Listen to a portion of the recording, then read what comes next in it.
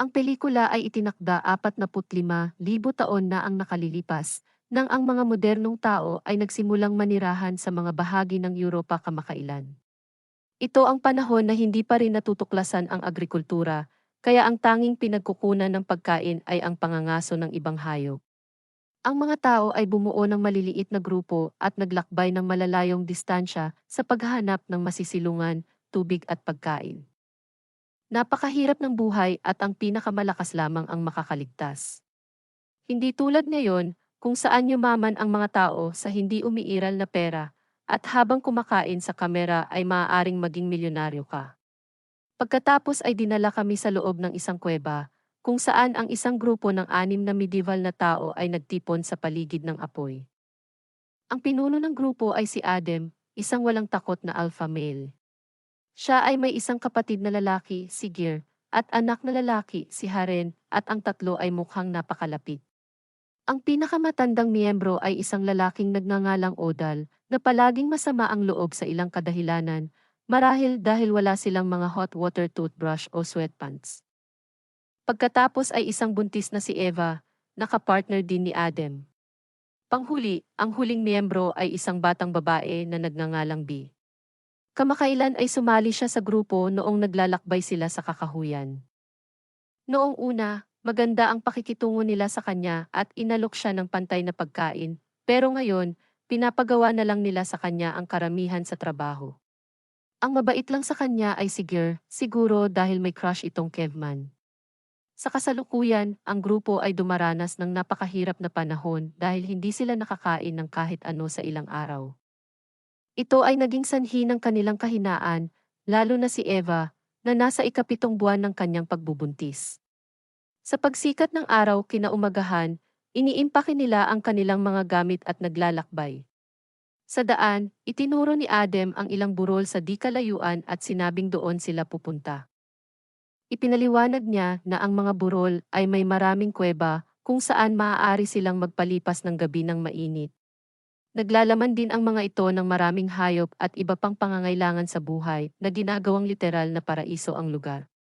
Hindi pupunta ng ganoon kalayo, sa personal, ngunit gusto ng mga cavemen ang mga kuweba. Nang marinig ito, mas nasasabik ang grupo at nagsimulang maglakad ng may higit na determinasyon. Maya-maya, humiwalay si Adem at ang kanyang kapatid na si Gir sa grupo para maghanap ng makakain. Umakyat sila sa isang matarik na burol at hindi nagtagal ay nakatagpo sila ng isang malaking bangkay ng isang makapal na mammoth. Gayunpaman, ang lahat ng nakakain na bahagi ay kinain, naiwan lamang ang mga buto. Sabaw, siguro. Natatakot ang magkapatid nang mapagtanto nila na may mas malaki pa sa mammoth na gumagala sa mga lupaing ito. Nang makalayo pa sila, nakarating sila sa isang lugar kung saan makikita ang malawak na kagubatan. Si Gir, na medyo mahilig sa pakikipagsapalaran, ay nagmumungkahi na tahakin nila ang landas sa kagubatan dahil makakatipid sila ng maraming oras. Naniniwala rin siya na marami silang makikitang hayop doon na magagamit nila sa pagkain. Gayunpaman, mahigpit na tinanggihan ni Adem ang ideya na sinasabing ang kagubatan ay mapanganib. Sigurado siya na kung anuman ang pumatay sa mammoth ay nakatago doon sa loob. Ipinahayag niya na lilibot sila sa kagubatan kahit naabutin sila ng ilang karagdagang araw. Nang gabing iyon, bumalik ang mga kapatid sa iba pang grupo ng walang dala. Nagpasya silang huwag ibunyag ang tungkol sa patay na mammoth upang hindi pukawin ang anumang gulat. Dahil walang mga kuweba sa malapit, sila ay nagsisindi ng apoy at nagpatuloy na magpalipas ng gabi sa labas. Ilang sandali pa, nagsimulang makarinig ang grupo ng nakakatakot na ingay sa di kalayuan. Agad na ipinapalagay ni na Adem at Gir na ito ang parehong mga ngasong hayop na responsable sa pagkamatay ng mammoth. Kinuha nila ang kanilang mga sandata at naghahanda upang labanan ang anumang nakatago sa dilim. Ngunit kapag sila ay nagambala, ang maliit na batang lalaki, si Haren, ay inagaw. Isang wasak na Adem ang sumusubok na sundan ang salarin, ngunit pinigilan siya ng iba na sinasabing ito ay masyadong mapanganib. Tinitiyak nila sa kanya na hanapin nila si Haren sa umaga kapag ito ay mas ligtas. Hindi mas ligtas para kay Haren, ngunit mas ligtas para sa kanila, alam mo. Sa susunod na eksena, Sumisikat ang araw at umalis ang grupo para hanapin ang batang lalaki. Dahil si Adem ay isang batikang mangangaso, sinusubaybayan niya ang mga bakas ng paa ng hayop at hindi nagtagal ay nakita niya ang mga damit ni Haren.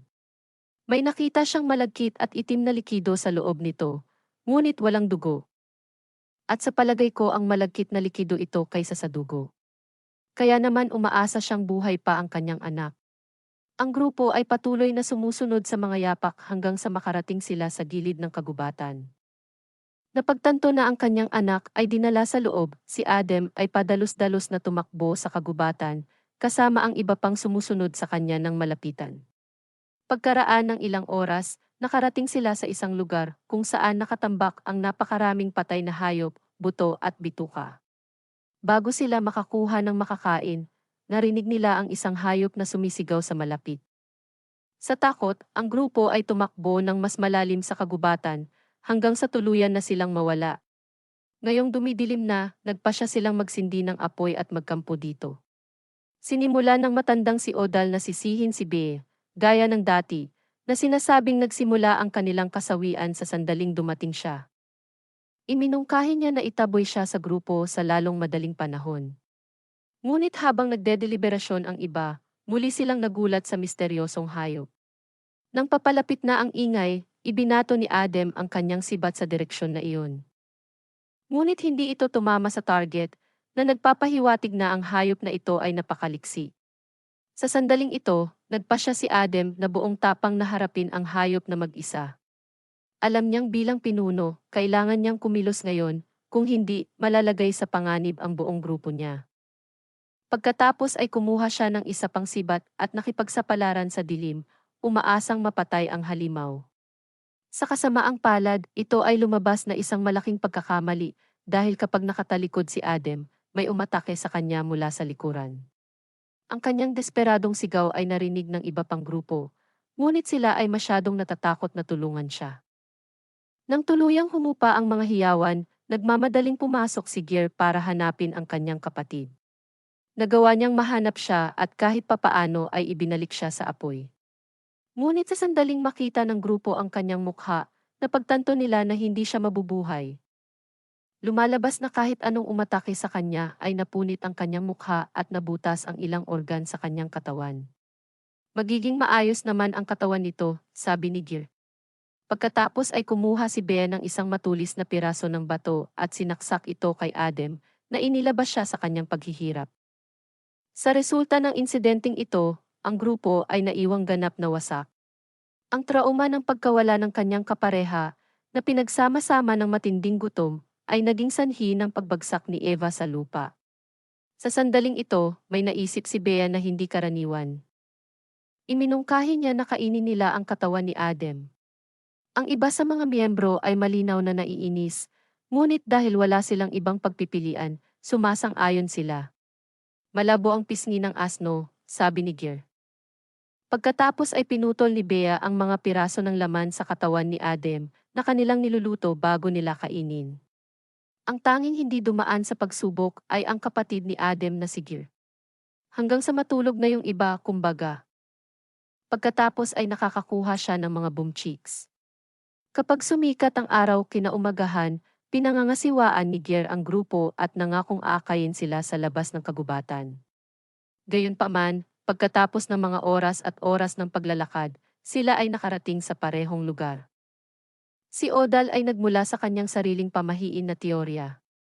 Naniniwala siya na hinahabol sila ng halimaw na hayop dahil nakapasok sila sa lupa nito. Kapag ang iba ay nagtanong kung mayroon siyang solusyon, si Odal ay baliw na nagsasabi na dapat nilang isakripisyo ang isa sa kanila. Nag-udyok ito sa lahat na tumitig kay Bea, dahil siya lang ang tagalabas sa grupo.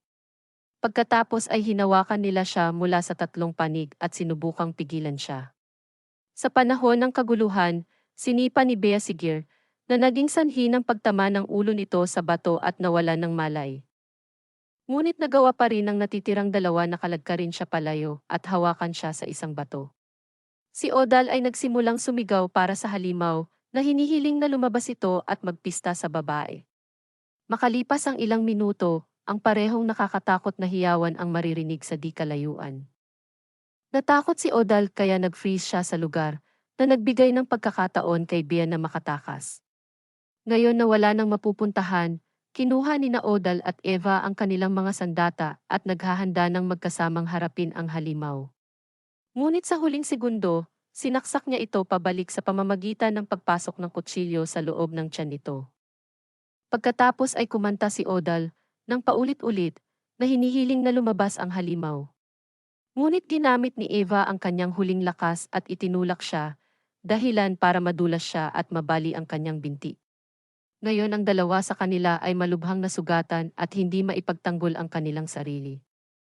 Pagkatapos ang eksena ay umabot sa madaling araw, kung saan sa wakas ay nagkamalay si Gear. Dahan-dahan siyang bumangon at hinanap ang kanyang mga kaibigan, ngunit pinipigilan siya ng makapal na ulap na makakita ng marami. Pagkaraan ng ilang sandali, sa wakas ay nakita niya ang matanda na nakahandusay sa lupa. Pinuntahan siya ni Gear, ngunit sa sandaling iyon, may humila sa kanya sa lupa. Si Bea pala, na sinusubukang subaybayan ang misteryosong nilalang na ito. Ilang sandali pa, sa wakas ay dumating na ito at tumayo sa ibabaw ng Odal. Ito ay labis na natakot sa huli na siya ay agad na pumanaw. Samantala, sapat na si Bea, kaya nagpa siya siyang harapin ang halimaw.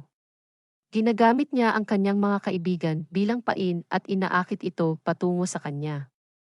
Nang makalapit na ang nilalang kay Gear, sinalakay ito ni Bea mula sa likuran na ikinatumba nito sa lupa. Pagkatapos ay tinanggal niya ang maskara nito para lamang gumawa ng nakagugulat na paghahayag. Ang mga ngaso na kinatatakutan nilang lahat hanggang ngayon ay hindi halimaw o nilalang. Ito ay talagang isang babaeng Neanderthal, isang malapit na kamag-anak ng Homo sapiens. Saglit silang nagkatitigan bago tumakbo ang lokong babae.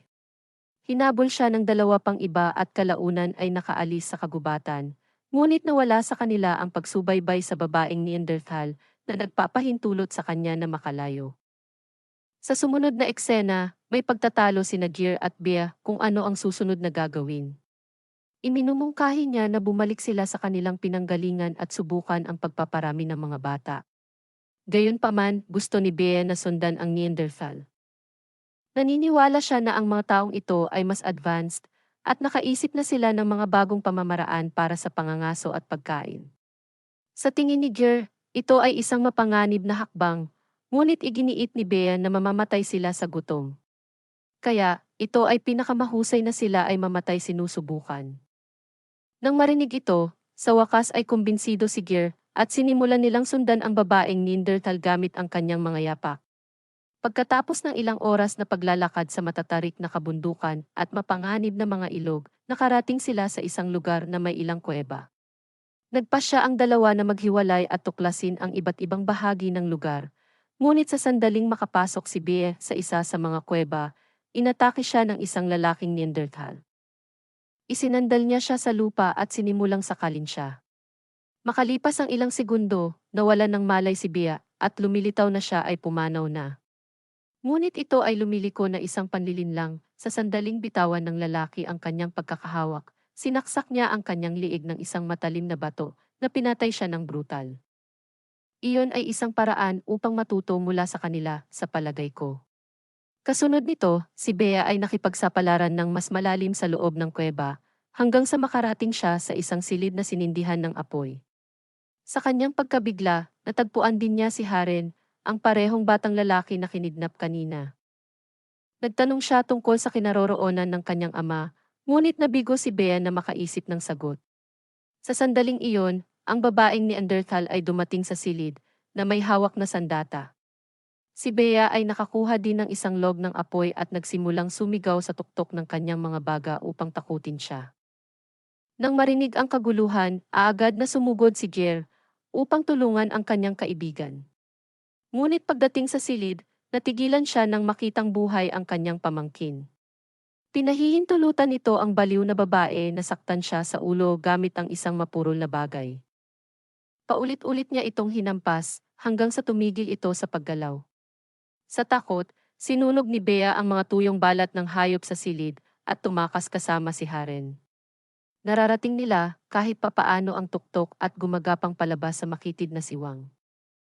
Makalipas ang ilang segundo, nasunog ang buong kuweba, at sinubukan din ng babaeng Neanderthal na ilabas ang sarili mula sa bitak. Ngunit dahil napakalaki niya, hindi niya ito magawa. Desperado siyang humingi ng tulong sa sarili niyang wika, at sinisikap siya ni Haren na tulungan siya. Gayunpaman, hindi nakakalimutan ni Bea ang ginawa ng babae sa kanyang grupo. Kaya, kumuha siya ng bato at pinalo siya hanggang sa mamatay. Nalungkot si Haren sa nangyari dahil ang babae ay tratuhin siya na parang sariling anak. Ngunit nang ihayag ni Bea na pinatay niya ang kanyang ama, sa wakas ay kumalma siya. Sa huling eksena, pumasok ang dalawa sa isa pang seksyon ng kuweba, kung saan nakakita sila ng ilang mga guhit sa mga dingding, maraming pagkain, at iba pang modernong kagamitan. Sweet Jesus, sabi ni Haren, iPhone 15 ba iyon? Marami pong salamat sa panunood. Mag-subscribe para sa higit pang mga videos na tulad nito, i-on ang mga notification, at mag-iwan ng like para matulungan ang aming channel.